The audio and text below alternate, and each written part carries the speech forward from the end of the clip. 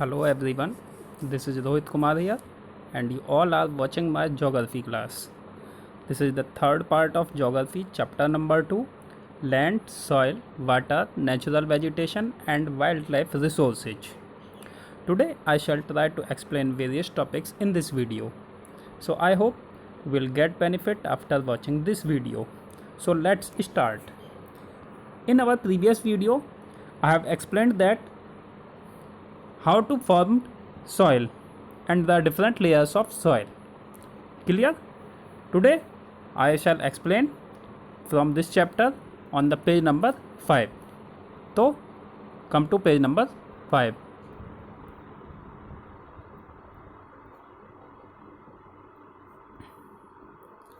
This one, ये soil profile हमने अपनी प्रीवियस वीडियो में एक्सप्लेन कर दिया था और आज का है हमारा topic factors of soil formation. चलिए, तो फैक्टर्स ऑफ सॉइल फॉर्मेशन में सॉइल के फॉर्मेशन के लिए कौन कौन से फैक्टर्स रेस्पॉन्सिबल हैं। The major factors of soil formation are the nature of parent rock and climatic factors. Soil की फॉर्मेशन के लिए जो मुख्य फैक्टर्स हैं वो नेचर ऑफ पेरेंट रॉक, हमारी जो मुख्य रॉक है, पेरेंट रॉक है, उसका नेचर कैसा है, किस टाइप की है वो, और दूसरा एक वहाँ की क्लाइमेट। ये दो ऐसे फैक्टर्स हैं जो सॉइल की फॉर्मेशन में अपना इम्पोर्टेंट रोल प्ले करते हैं। Other factors are topography, role of organic material and time taken for the composition of soil formation. इनके अलावा कुछ और फैक्टर्स जैसे कि टोपोग्राफी यानी उस सॉइल की ऊपरी layer, role of organic materials, कुछ ऑर्गेनिक मटेरियल और टाइम, ये तीनों भी सॉइल की फॉर्मेशन में अपना पार्ट प्ले करते हैं। All these differ from place to place. ये सारे फैक्टर्स अलग प्लेस पर डिफरेंट टाइप के हो सकते हैं। चलिए हम अब इनको डिटेल्ड एक्सप्लेन करते हैं। तो first is parental rock. Clear? This one, parent rock determines colour, texture, chemical properties, mineral content, permeability. तो पेरेंट रॉक में आपकी उसका कलर कैसा होगा, पेरेंट रॉक का टेक्सचर कैसी होगी, उसकी जो कंपोजिशन होता है उसमें टेक्सचर पैटर्न, इसके साथ सॉइल की जो है केमिकल प्रॉपर्टीज कैसी हैं, मिनरल्स कौन कौन से हैं, कंटेंट, परमिएबिलिटी और उसमें कंटेंट को होल्ड करने की कैपेसिटी कितनी है, ये सब आपके पेरेंट रॉक पे डिपेंड करता है। नेक्स्ट आता है क्लाइमेट। दिया है ना, फर्स्ट इज पेरेंट रॉक और सेकंड वन क्लाइमेट। तो ये दोनों मेजर फैक्टर्स हैं। क्लाइमेट में है आपके सॉइल के लिए टेम्परेचर कितना होना चाहिए, rainfall, influence rate of weathering and humus formation. आपका टेम्परेचर, रेनफॉल इन्फ्लुएंस और rate of weathering and humus formation, ये सब जो है ह्यूमस फॉर्मेशन को रेट को अफेक्ट करने वाले फैक्ट हैं, जिसमें कि टेम्परेचर है और आपका रेनफॉल है। क्लियर? चलिए नेक्स्ट है आगे, ये अदर फैक्टर्स हैं। मेजर फैक्टर ये हैं और इनसे अलग ये अदर फैक्टर जो अभी हमने बात की थी, जिनमें टोपोग्राफी था, ऑर्गेनिक मटेरियल का रोल, टाइम टेकन्स, ये सब। तो रिलीफ फैक्टर्स में altitude and slope determine accumulation of soil. Soil की जो एल्टीट्यूड है, कितने एल्टीट्यूड पर हैं हम उस प्लेस पर, और वहाँ का स्लोप कैसा है, ये सारी चीज़ें डिटरमाइन करती हैं सॉइल की एक्यूमुलेशन को, कि वहाँ पर सॉइल किस तरह से कलेक्ट हो सकती है। नेक्स्ट आता है flora, fauna and microorganism. These are affect the rate of humus formation. Flora, fauna and microorganism किसी भी प्लेस की सॉइल की ह्यूमस फॉर्मेशन के रेट को अफेक्ट करने का काम करते हैं। वहाँ पर जितने अमाउंट में फ्लोरा होंगे, फोना होंगे और माइक्रो ऑर्गेनिज्म होंगे, उस एरिया की सॉइल में ह्यूमस उतना ही ज़्यादा अवेलेबल होगा। नेक्स्ट आता है time. Time determines thickness of soil profile. Time पर ही सॉइल की जो थिकनेस है वो डिपेंड करती है। जितना ज़्यादा टाइम होता जाएगा सॉइल की थिकनेस उतनी ही ज़्यादा होती जाएगी। क्लियर?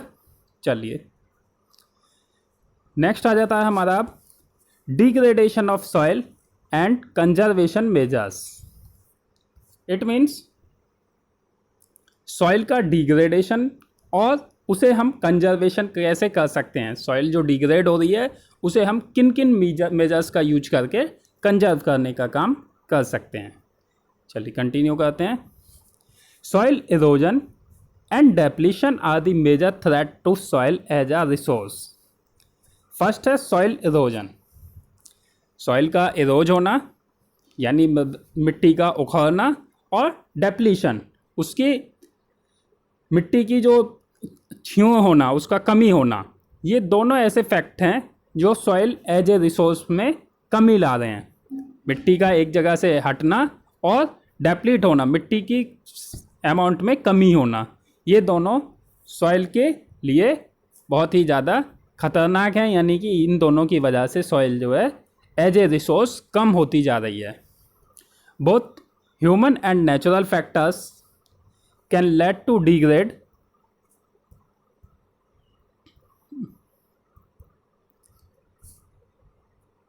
Of soil. ये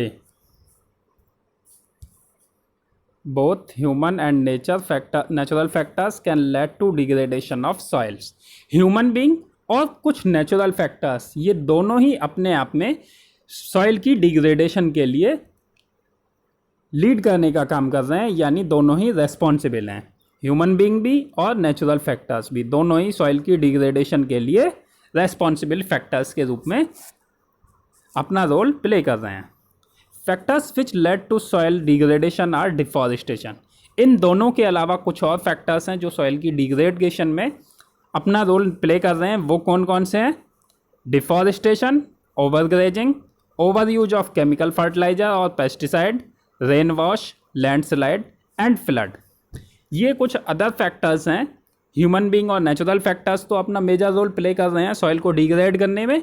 इनके अलावा कुछ अदर फैक्टर्स भी सॉइल को डिग्रेड करने में अपना रोल प्ले कर रहे हैं। वो हैं डिफॉरेस्टेशन यानी ट्रीज का ज़्यादा से ज़्यादा कटिंग, ओवरग्रेजिंग ज़्यादा से ज़्यादा घास को ओवरग्रेज करना यानी कि घास को ज़्यादा से ज़्यादा ज़मीन से हटाना, over use of chemical fertilizers और पेस्टिसाइड, केमिकल फर्टिलाइजर्स और पेस्टिसाइड्स का बहुत अधिक अमाउंट में उपयोग करना। नेक्स्ट रेन वॉश, वर्षा दोहन, लैंडस्लाइड जो भूस्खलन होता है, और फ्लड, ये सब बाढ़ जो हैं, ये सारे अदर फैक्टर्स हैं जो सॉइल को डिग्रेड करने में अपना रोल प्ले कर रहे हैं। तो हमें इन सभी फैक्टर्स पे काम करना होगा, ध्यान देना होगा अगर हमें सॉइल को कंजर्व करना है तो some of the method of soil conservation are listed below. अब यहाँ पर सॉइल को कंजर्वेशन करने के कुछ मेथड्स बताए गए हैं, उनको आप डिटेल्ड एक्सप्लेन समझ लीजिए। फर्स्ट इज मल्चिंग यानी मल्च बनाना। The bare ground between plants is covered with a layer of organic matter like straw. It helps to retain soil moisture. ये सॉइल के मॉइस्चर को रिटेन करने में, रोकने में हेल्प करता है। मल्चिंग बनाकर हम जो प्लांट हैं उनके बीच की डिस्टेंस को कम कर देते हैं। देख लीजिए, इसका पिक्चर आपको दिखाई देता हूँ मैं, तब आपको ज़्यादा बेटर समझ आएगा। ये टेरेस फार्मिंग है।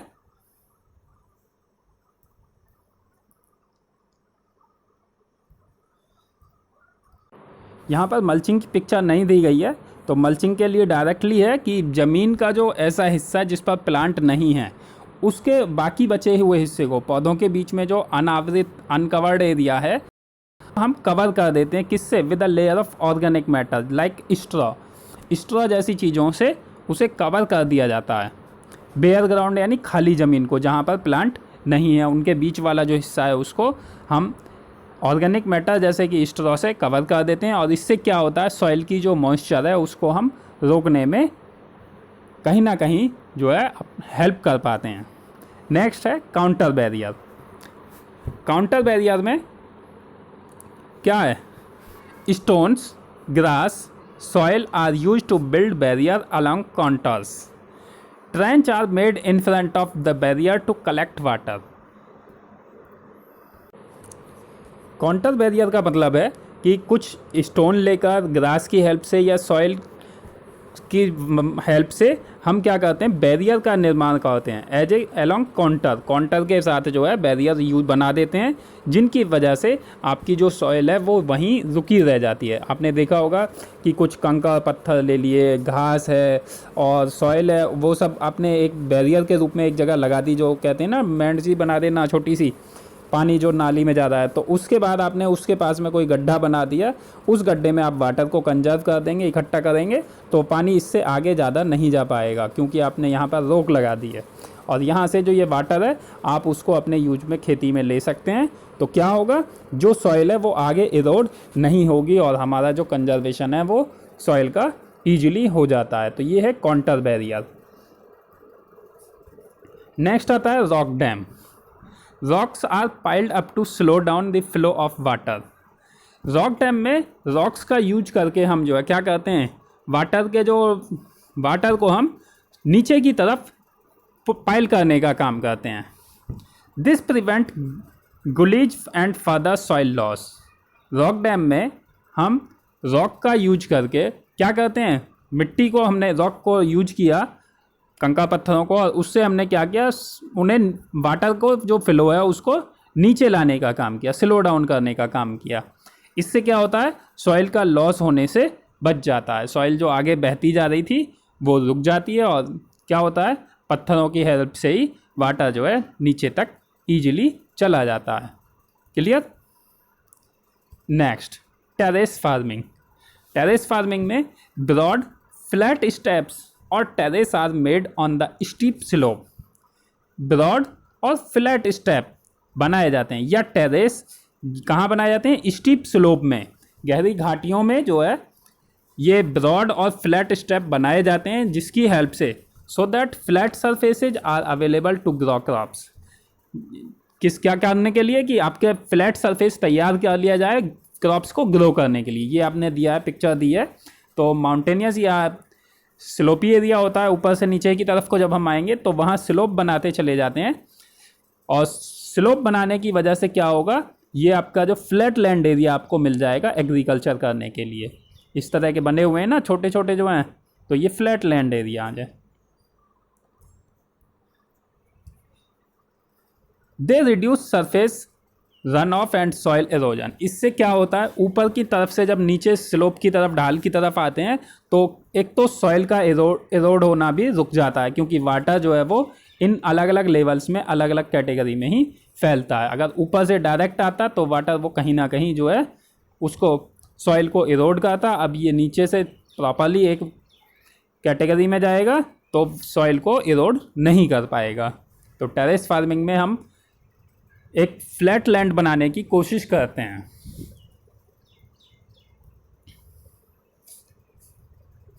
नेक्स्ट है इंटरक्रॉपिंग।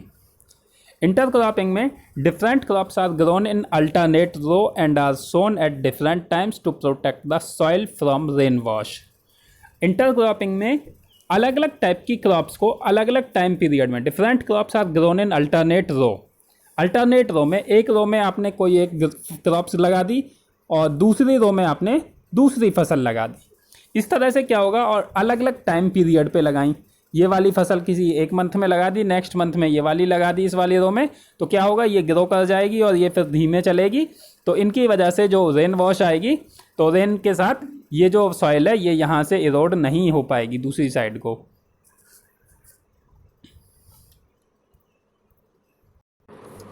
नेक्स्ट आता है आपका कॉन्टर प्लगिंग।